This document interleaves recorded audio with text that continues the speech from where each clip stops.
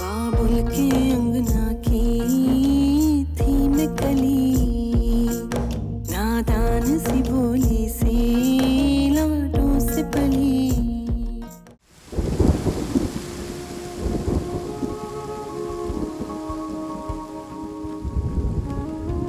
فرح؟ بله مامان. وای دخترم تو کجایی؟ فرح بارون شدت گرفته، برو لباسا رو جمع کن دختر. مامان من تا 2 دقیقه دیگه جمعش میکنم. فرح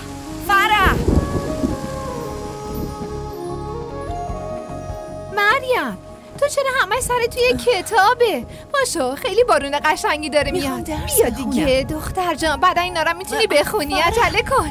فرح یه ذره آروم‌تر. شما دوتا دارین کجا میری؟ مریم دخترم ریز میشی یا دارین چی کار میکنین دخترا؟ به خدا مریض میشی.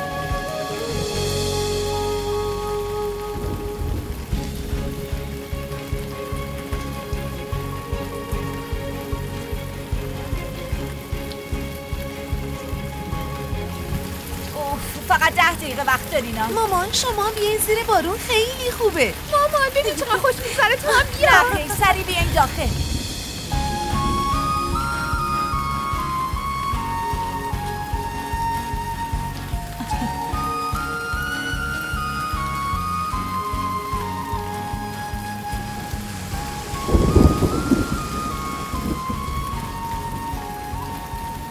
تو به اینا یه چیزی بگو، خیلی وقته که زیر بارون رفتن.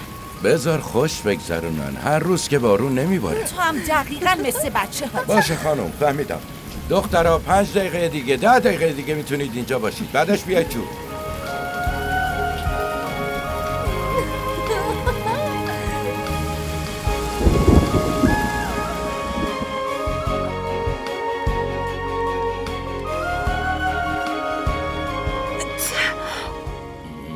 بالاخره خودتو مریض کردی.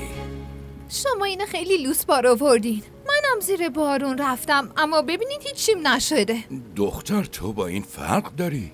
آره دیگه بدنم مقاومه، اما این لوس و بچه ننست. بابا نه خیر، به خواهرت اینجوری نگو. حالا این مامانت کجا مونده؟ خانم اون دمنوشو وردا بیار، چقدر میخوای دیر کنی؟ اومدم بابا اومدم.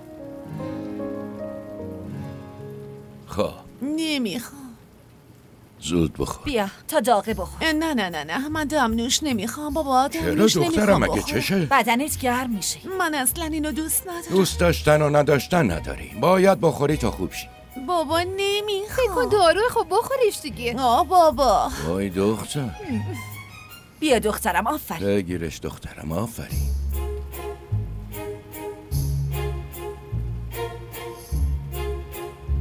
میدونی چی؟ من دیشب تو خوابم دیدم که دارم پرواز میکنم، یه دنیای دیگرم میبینم. واقعا؟ شهر خودت هم دیدی یا ابرو جلوش گرفته بودن؟ دختر ساکت شو، حرف منو گوش کن. باشه شازده خانوم ادامه بده، گوش میکنم. دلم میخواد که همه دنیا رو ببینم، تو آسمونا باشم، فقط خوشحالی باشه، فقط خوشحالی باشه و هرچی که بخوام اون اتفاق بیفته. همه بی اندازه منو دوست داشته باشن و فقط خوش بگذرونم. میدونی مریم، منم دلم همینو میخواد. اما خانم محترم، این رویاهایی که داری رو خب میتونی بعد از ازدواجم بهشون برسی. خب دیگه میرم درسمو بخونم، مزاحمم نشو.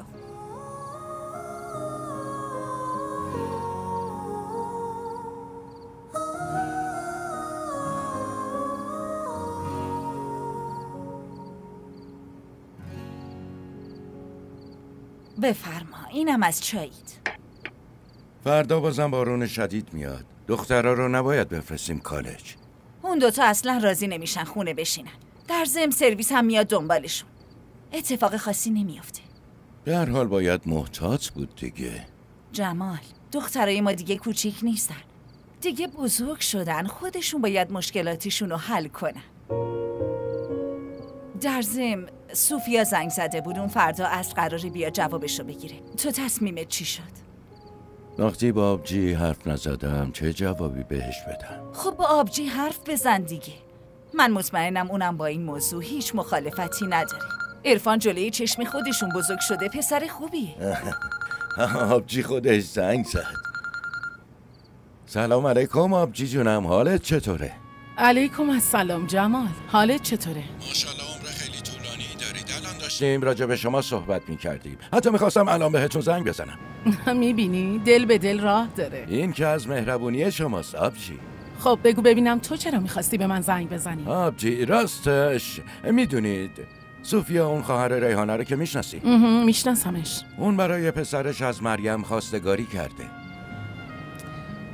ببین جمال، مریم و سنا خیلی برام عزیزن، اینو خودت هم خوب میدونی. مریم عروس خونه خودم بشه. میبینی دل به دل راه داره.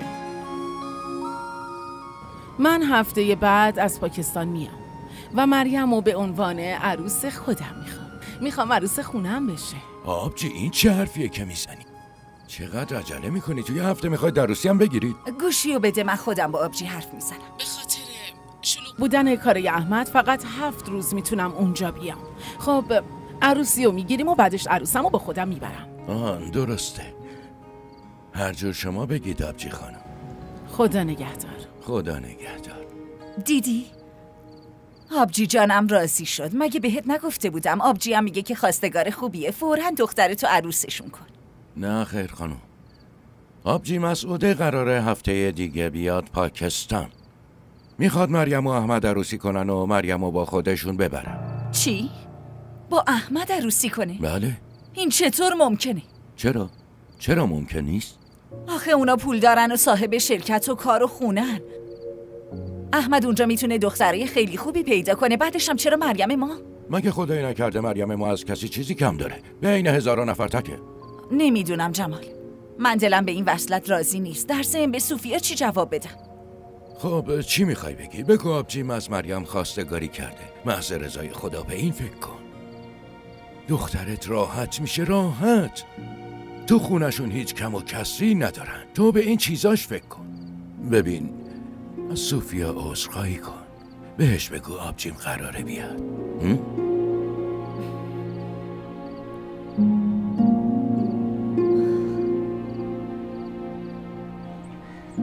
من درکت میکنم.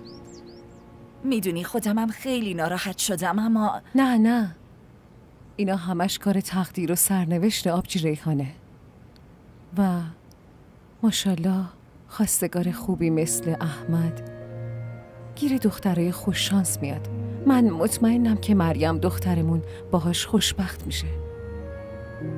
از من که ناراحت نشدی صوفیا؟ نه خیر، به هیچ وجه آبجی. آخه چرا باید ناراحت بشم؟ عقد که توی آسمونا بسته میشه.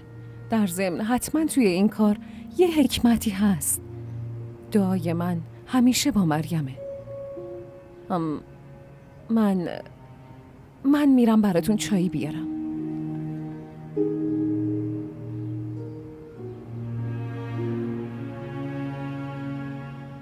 صوفیا خیلی ناراحت شد. معلومه که ناراحت شده. منم مخالف این حرف نیستم. خودم میدونم که تو بهم دروغ نمیگی، اما هرچی خدا صلاح بدونه همون اتفاق میفته. حالا با مریم حرف بزن و راجع به احمد ازش بپرس. جمال، نظر من اینه که اول احمد بیاد، بعد ما با مریم حرف بزنیم. اینجوری ممکنه خیلی بهتر باشه. مریم باید احمد رو ببینه، بشناسه و حرف بزنه. اون وقت تصمیم گرفتن براش راحت تر میشه. آره درسته، اینم منطقیه. پس برای فردا تدارکات بگی. باشه حتما.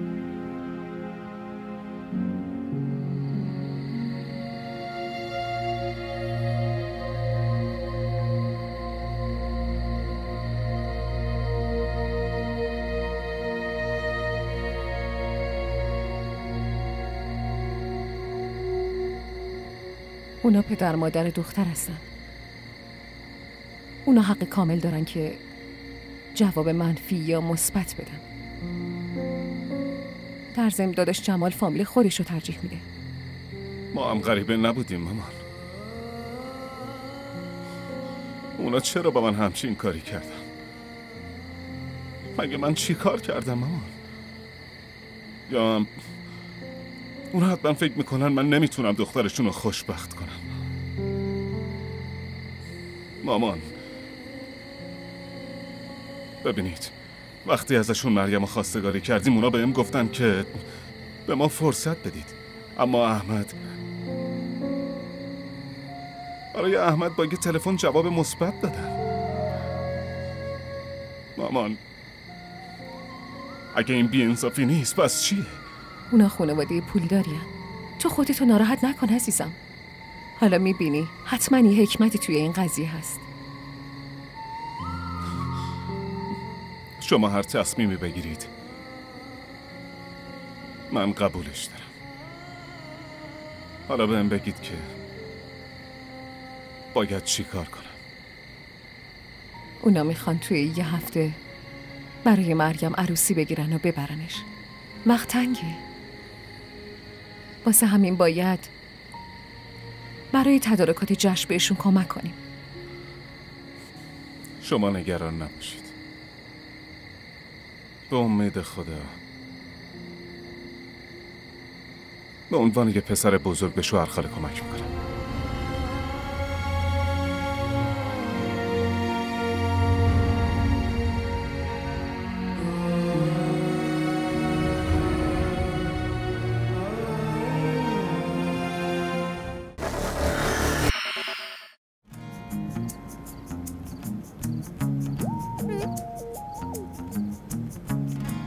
تو چرا اینجا وایسادی؟ میخوام ببینم ببینم. مزاحمشون نشو، بیا دیگه.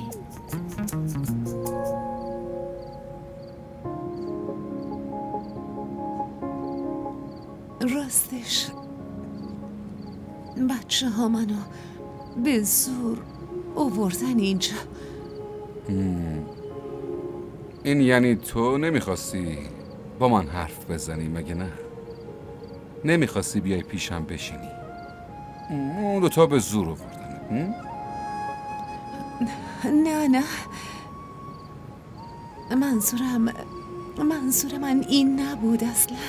دختر تو همیشه اینجوری خجالتی هستی یا از من خجالت میکشی؟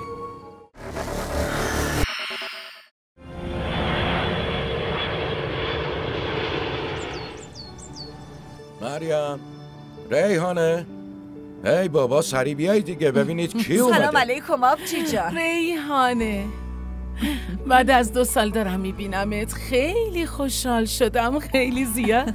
سلام مریم، چقدر بزرگ شدی.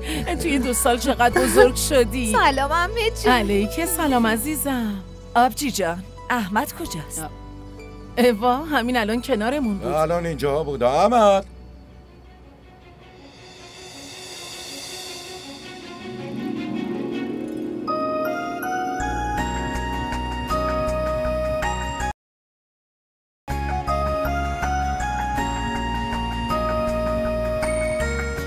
سلام علیکم. سلام علیکم. علیک سلام. کجا موندی پسرم؟ مامان راستش کنار ماشین داشتم چمدون رو می‌آوردم. آها که اینطور. خب احمد دیگه واجب شد.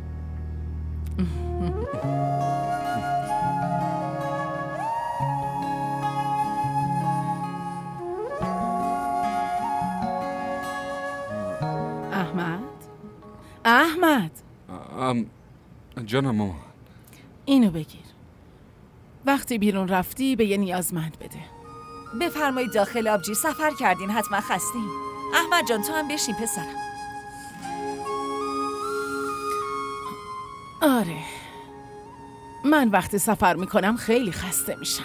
مریم برای آبجی جان آب بیار دخترم. چشم مامان. مریم. بله عمه جون. دخترم یه اینجا کنار من.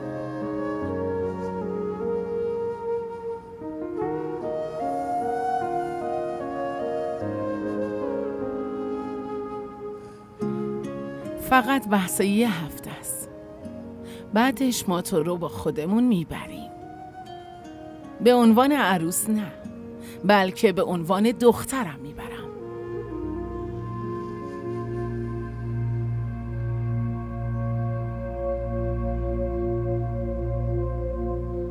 آبجی قبل از اینکه بیاد اینجا ازت خواستگاری کرده بود. برای همین از قبل نظرتو نپرسیدیم، چون خواستیم اول احمدو ببینی، بشناسی. حالا هم که باهاش حرف زدی و رو در رو دیدیش، دیگه تصمیم دست توه.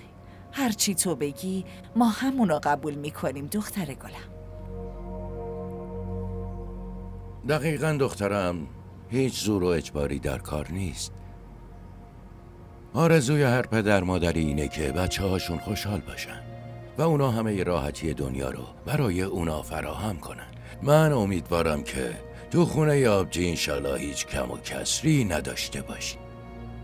اما در هر صورت تصمیم نهایی با خودته. اگه تو بله را بگی که عالیه و اگه هم راضی نباشی پس هیچ اجباری در کار نیست. بگو دخترم، بدون رو درواسی حرفتو بزن. هرچی تو بگی ما هم همونو قبول میکنیم.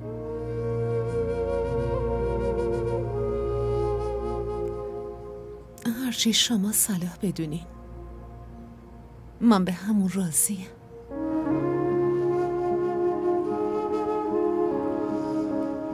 من میدونستم که دخترم نمیذاره شرمنده بشم.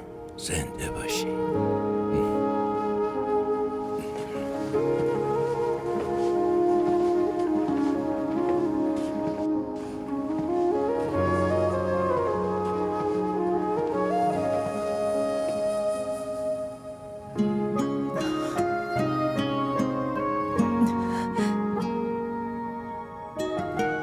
اینو ببین ریحانه، من این سرویس رو سفارش دادم و نگیناش همه اصلا.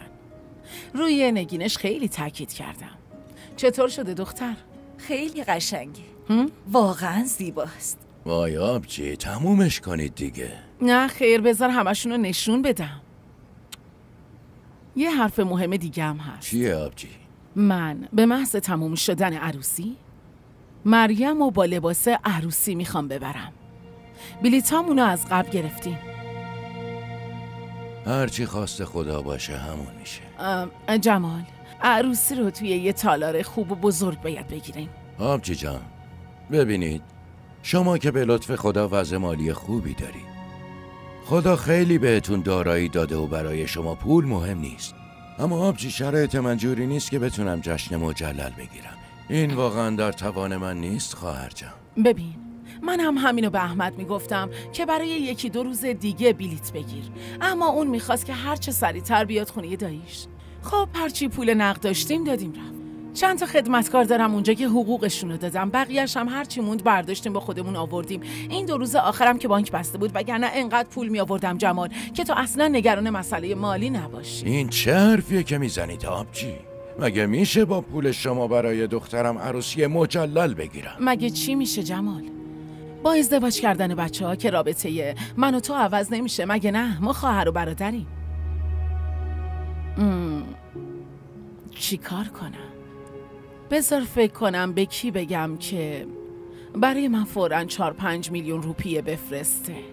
نه آبجی جان، یه لحظه بذار فکر کنم.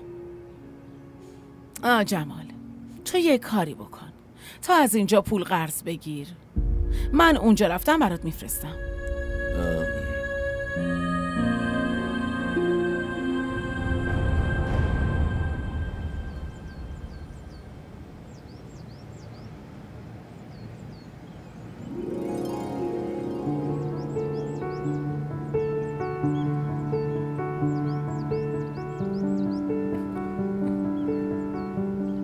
مریم وایس.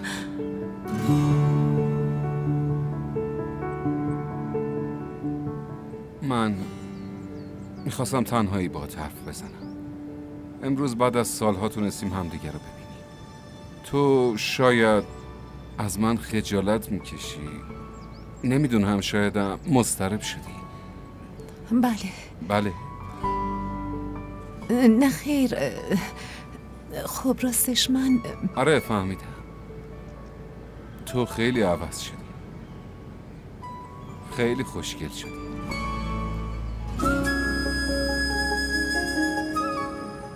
قبل از این من هر وقت شریک زندگیمو تصور میکردم دختری مثل تو توی ذهنم میومد. قبل از اومدن برای ازدواج آماده نبودم. نمیدونم چرا. فکر میکردم که برای ازدواج هیچ وقت نمیتونم آماده بشم. اما امروز وقتی تو رو دیدم نگاهمو نمیتونستم بردارم. شاید دل باختت شدم.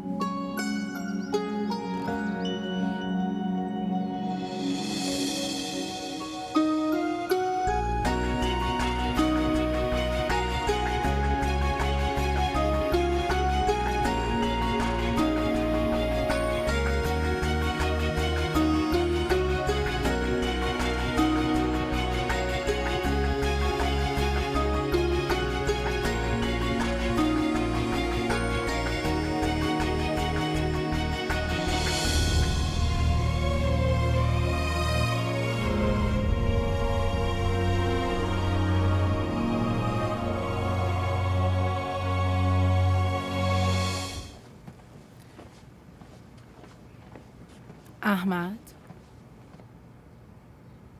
جانم ماما. بیا بشین.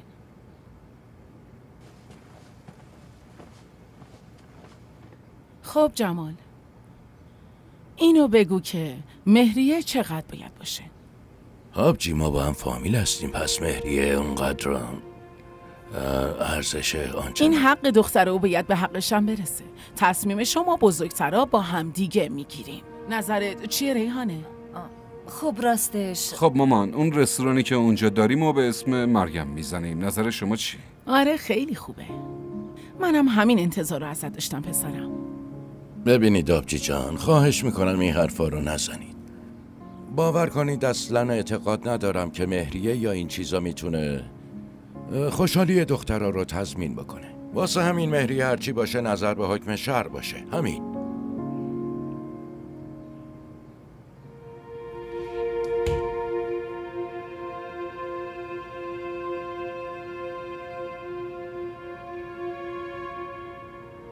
چه نیازی بود بگی مهریه نظر به حکم شرع باشه؟ منظورت چیه؟ آبجی میخواست رستوران رو به اسم دخترم بزنی. این چه حرف چرتیه که میزنی؟ برای تو هم که همه ی حرفای من چرته. وای بنده خدا، دخترت قرار عروس خونه اونا بشه. اونجا مگه چیزی کم و کسره؟ هرچی که اونجا هست مال دخترت میشه. پس مهریه که مهریه تضمین زندگی دختر جمال. آره منم قبول دارم که تضمینه، اما باید جایی باشه که یه انگیزه اونجا هست، یه ترسی هست، یه حس ناامنی هست. ما که خدای نکرده به آبجی جان و احمد که شکی نداریم. اگه شکی داری خب بهم بگو، من میرم بهشون میگم که مهریه باید 1 میلیارد یا 2 میلیارد باشه، چون ما بیشتر از اونا به پول اعتماد داریم. باشه بابا، من غلط کردم. بس کن دیگه، بی خیال شو. باشه دیگه، این بحثو تمومش کن. ما یه عمر به دخترامون چی دادیم؟ عشق دادیم، محبت دادیم. دعا کن توی خونه ای که اونجا عروسش میشن بهشون احترام گذاشته بشه، دوستشون داشته باشن، با اون خانواده رابطهشون مستحکم بشه. آمین. حالا پولو چطور میخوای جور کنی؟ نمیدونم، خودمم نمیفهمم. دور اطرافم کسی نیست حتی 10,000 روپیه بده. حالا 4-5 میلیون از کجا میخوام پیدا کنم؟ من واقعا نمیفهمم. آبجی این همه پولو میخواد چیکار کنه؟ خودش گفت که آرزوها داره، میخواد با دست باز خرج کنه. ندیدی وقتی پاکستان میاد هدیه های گرون قیمت میاره؟ واسه اون پول مسئله مهمی نیست. تازه 4-5 میلیون پیش اون هیچ ارزشی هم نداره. برای ما این مقدار مهمه. ضمناً داره میگه همین که بره میفرسته، پس مطمئناً میفرسته. اگه اینطوره با صوفی اینا حرف بزنم. نه خیر، نیازی نیست که با صوفی حرف بزنی، خودم یه کاریش میکنم.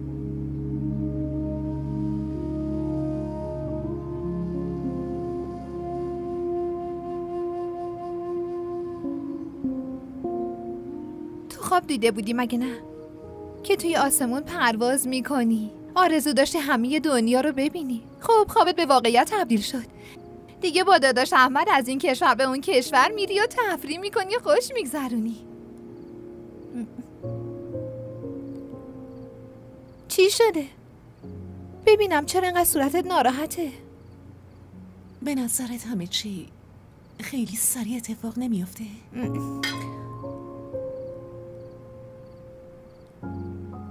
خب که چی؟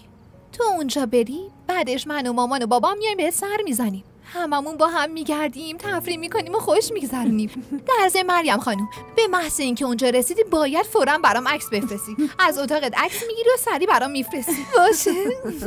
اینجا چه خبره دخترم؟ چیزی نیست، داشتم نصیحتش میکردم.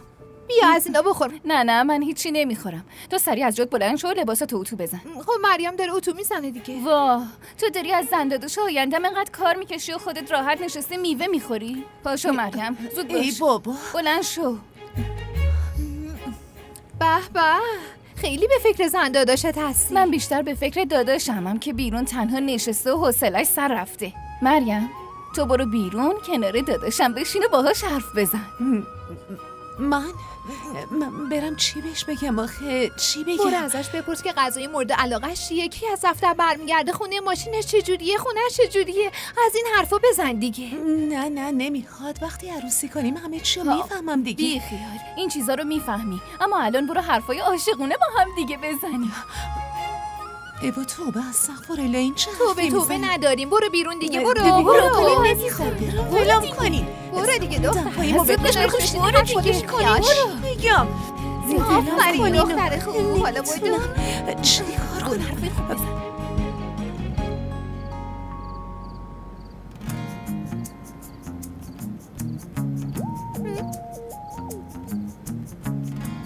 تو چرا اینجا وایسادی؟ میخوام ببینم. ببینم. مزاحمشون نشو، بیا دیگه.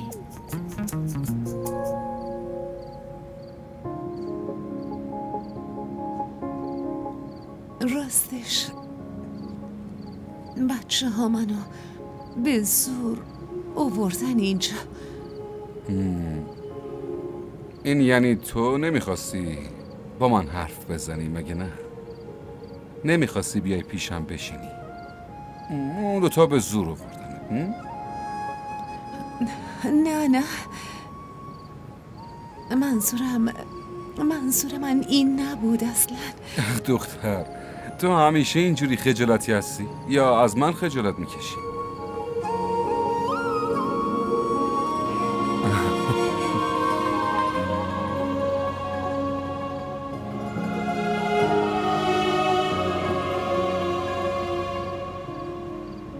آبجی اینا رو ببینین. اینا رو برای مریم خریدم. خوشگلن خیلی نه؟ خوشگلن. خیلی سلام علیکم آبجی. علیک سلام. خیلی خوشگلن. خیلی خوشگلن. آبجی جان، این برای شما. خیلی قشنگه. خیلی. بفرمایید. این چیه؟ مگه نگفته بودیم به 4-5 میلیون روپیه نیاز دارید؟ منم اونو جورش کردم و براتون آوردم. خب پیش خودت باشه، من میخوامش چیکار؟ با خیال راحت خرجش کن. آبجی شما گفته بودین که آره من گفته بودم. الانم میگم این پول از طرف منه. پس یه کاری بکن جمال، اگه همشو نمیخوای 1 میلیونشو نگه دار. اما آبجی من شما دوتا چرا اینقدر نگران میشین ها؟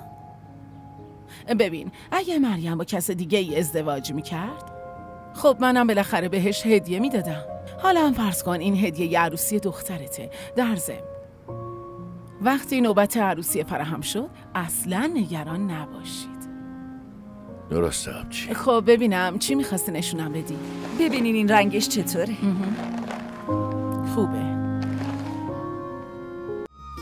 کانال ما رو سابسکرایب کنید. حمایت شما به ما روحیه میده. نادان سی